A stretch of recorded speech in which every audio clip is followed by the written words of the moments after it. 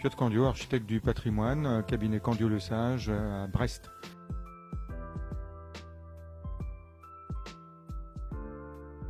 Nous avons commencé, on va dire, au mois de septembre, si ma mémoire est bonne. Il fallait mettre en place toutes les protections et installations de chantier, donc c'est chose faite.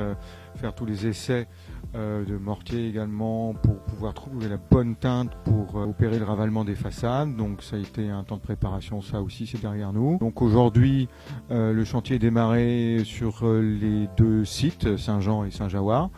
Nettoyage des pierres effectué en grande partie.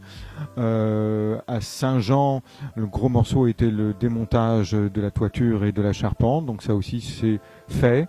Les investigations sur l'état et fait surtout la possibilité de conserver la charpente à Saint-Jean, ces investigations-là ont été menées également, sont derrière nous, donc on sait maintenant qu'on va avoir à changer une grande partie des bois qui sont très anciens, ceci étant.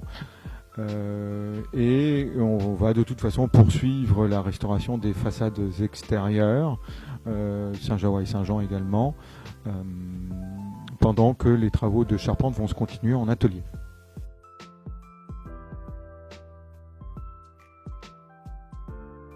Il n'y a presque pas de différence.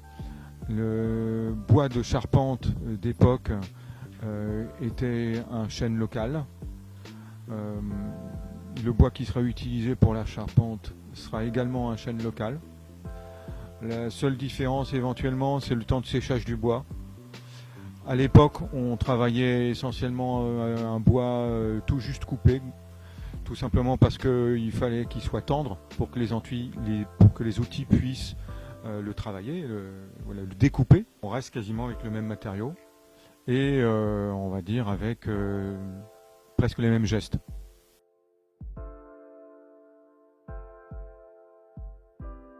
S'il n'y avait pas eu ni la pluie ni les insectes, la charpente aurait pu tenir encore un petit peu. Il se trouve malheureusement que la charpente de Saint-Jean était vraiment rongée de l'intérieur depuis très longtemps, et ce qui faisait qu'elle n'était plus en capacité de porter davantage la couverture.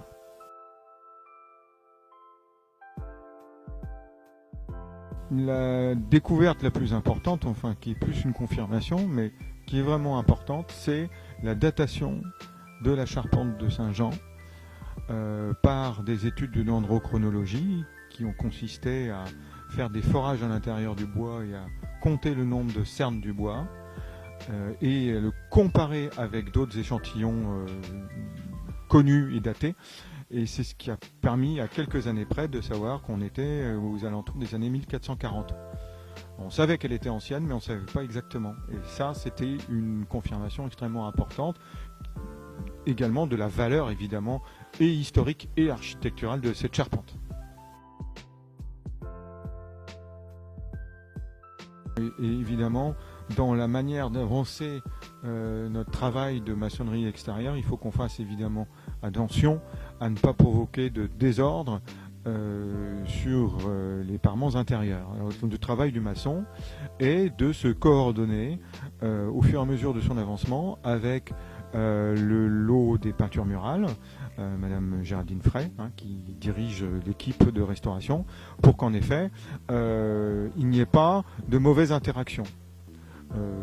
Il faut savoir quand même que depuis le début, l'entreprise de maçonnerie est au courant des précautions à prendre et on avance en bonne intelligence. Donc on fait attention évidemment à ne pas faire d'injection, on fait attention à d'abord terminer tout le jointoiement extérieur, et évidemment attendre, si je puis dire, le feu vert du lot concerné pour pouvoir continuer sur certaines interventions qui peuvent être problématiques, comme les coulis ou les injections.